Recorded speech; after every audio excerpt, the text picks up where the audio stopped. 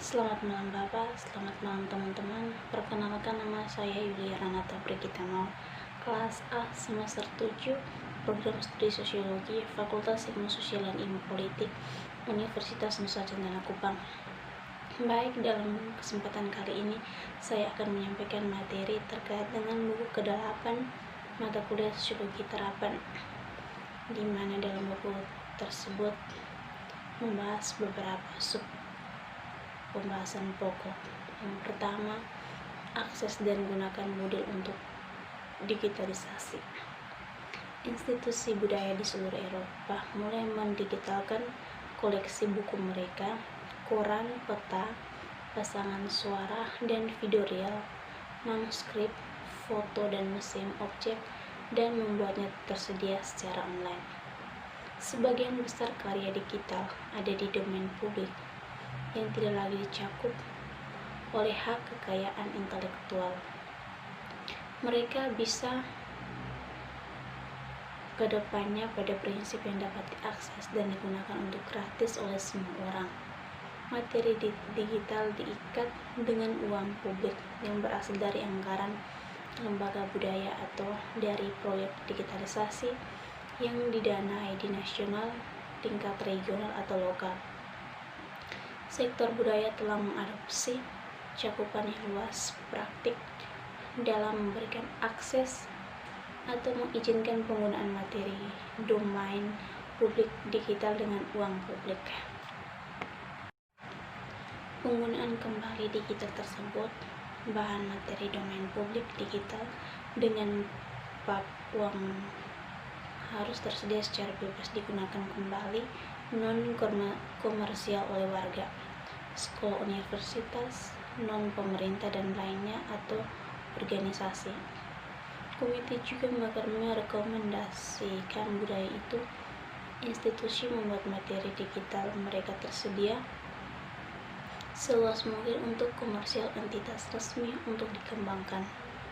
Ini akan merangsang penggunaan materi untuk informasi baru, produk, dan layanan. Lembaga budaya mau bagaimanapun dapat meminta perusahaan untuk membayar komersial penggunaan kembali materi untuk memulihkan biaya digitalisasi dan keuangan lebih lanjut. Ini dapat dilakukan antara budaya lembaga pendidikan dan perusahaan kecil atau universitas dapat dipertimbangkan untuk merangsang penggunaan kembali materi digital untuk layanan informasi inovatif. Ini seharusnya tidak mengarah pada pengaturan eksklusifmen atau diskriminasi pasar. Secara umum, lembaga budaya yang memungkinkan penggunaan kembali materi digitalnya harus sesuai dengan aturan arahan UE tentang penggunaan kembali informasi sektor publik. Yang berikut tentang digitalisasi dan online aksesibilitas dari materi dengan hak cipta. Masalah hak cipta mencakup semua bentuk ekspresi, mulai dari surat pribadi hingga komersial. Bahan yang diproduksi secara resmi seperti film, musik, dan buku, serta radio dan televisi siaran yang diproduksi oleh perusahaan swasta dan penyiar sektor publik. Semua jenis materi ini yang dipegang oleh lembaga budaya di Eropa. Kemudahan yang dapat diakses oleh penggunaan saat ini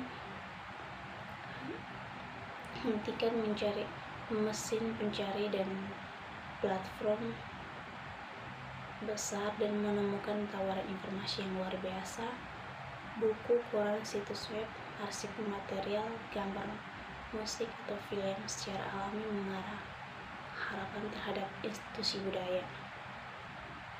Terbiasa dengan kenyamanan mesin pencari dan layanan baru, mereka berharap menemukan setiap halaman di web. Apa yang tidak ada di web tidak ada adalah inti dari keyakinan mereka dan tingkah laku.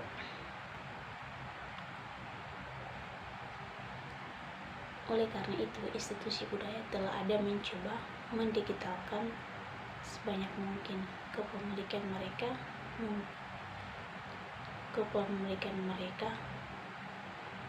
untuk alasan finansial dan praktik anak laki-laki. Mereka mulai dengan mendigitalkan kepemilikan hak cipta.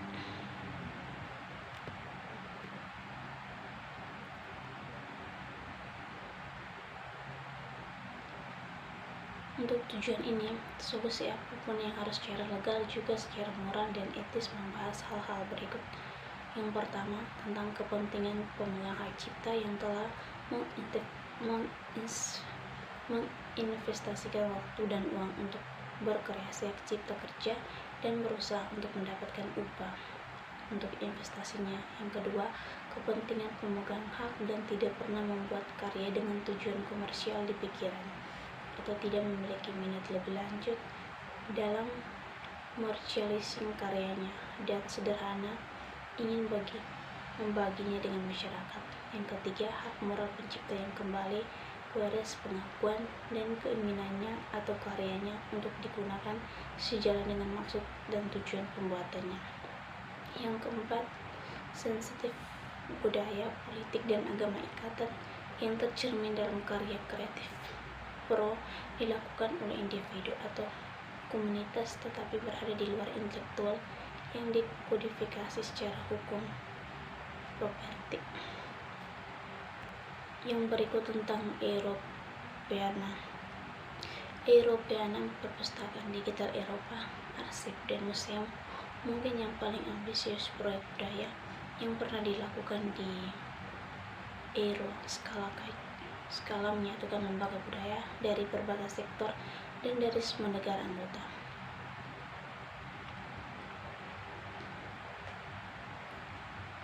Europeana mendapatkan dukungan kuat oleh institusi dan individu Eropa negara anggota adalah adil untuk menyebutkan bahwa upeti per negara anggota masih tidak merata. Situs Europeana berfungsi sebagai portal dan agregator yang memberikan akses ke konten yang disimpan secara terpusat di lembaga budaya. Sekarang ini tidak menjadi tuan rumah konten apapun. Uni Eropa, platform Europeana didasarkan pada open source perangkat lunak untuk meningkatkan layanan. Europeana berkolaborasi dengan berbagai mitra Eropa asli. Di tahun-tahun mendatang, Europeana bermaksud untuk putar aktivitasnya pada prioritas berikut. Yang pertama, mengumpulkan lebih banyak konten. Yang kedua, mendukung sektor warisan budaya melalui pengetahuan transfer, inovasi, dan advokasi. Yang ketiga, distribusi memberikan warisan budaya kepada pengguna dimanapun mereka berada adalah kapanpun mereka menginginkannya. Yang keempat, membantu penggunaan mengukur warisan budaya mereka dengan cara baru. Pengetahuan tentang Europeana di kalangan Eropa, warga European, guru dan potensi lainnya, penggunaan masih sangat terbatas. Yang berikut tentang keberlanjutan Eropa, warisan budaya online. Pelestarian digital merupakan tantangan utama bagi era digital. Materi digital telah menjadi bagian integral dari budaya dan ilmu pengetahuan kita, warisan saintifik. Karena perubahan teknis yang cepat, namun objek digital lebih terancam daripada yang terlihat. Fungsional dan berarti hanya dalam hard dan soft tertentu lingkungan web. Ketika lingkungan ini perubahan saat kerap usia materi digital bermalas-malasan dan segera terancam oleh keusangan dan akhirnya menimbulkan kerugian. Pelestarian digital berjalan bagaimanapun jauh. Digitalisasi kedua dan juga merupakan masalah inti untuk setiap konten yang diproduksi dalam format digital. itu karena menyangkut hampir semua informasi. Pelestarian jangka panjang digital dan materi digital yang lahir memiliki 3 dimensi. Yang pertama, organisasi, teknis, dan keuangan. Masalah yang pertama, masalah organisasi. Ini adalah perencanaan jangka panjang untuk masa depan tak terbatas yang membuat tugas-tugas organisasi dan perencanaan. Pelestarian terdiri dari serangkaian keputusan itu dibuat oleh aktor yang berbeda dari waktu ke waktu, misalnya pencipta objek digital, penyediaan kurator. Karena kepentingan jangka pendek sering terjadi bertentangan dengan tujuan jangka panjang. Ini penting untuk memperjelas tanggung jawab pada tahapan yang berbeda sepanjang siklus hidup objek digital. Yang kedua, masalah teknik. Objek digital membutuhkan identifikasi yang gigih untuk menjamin aksesibilitas mereka yang berkelanjutan dan hindari tautan yang mengarah ke kekosongan.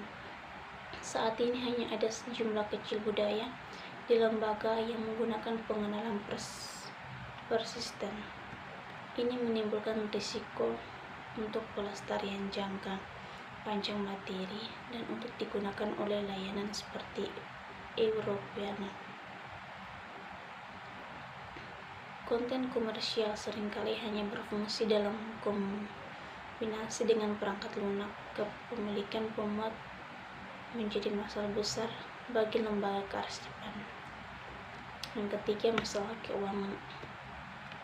Pengawatan digital itu mahal. Akuisisi posisi materi digital menciptakan jangka panjang kewajiban pada lembaga tuan rumah, yaitu harus dipertanggungjawabkan. Munculnya komputasi awan dan lainnya solusi teknik dapat menimbulkan biaya penyimpanan turun di tahun yang mendatang, tapi cukup besar tantangan keuangan dan keamanan tetap ada.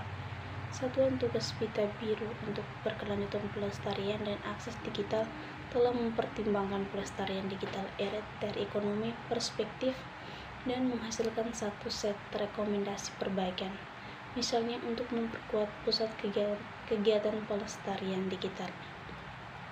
Baik, mungkin ini saja materi yang bisa saya sampaikan. Mohon maaf jika ada kesalahan kata dalam penyampaian materi ini. Sekian dan terima kasih.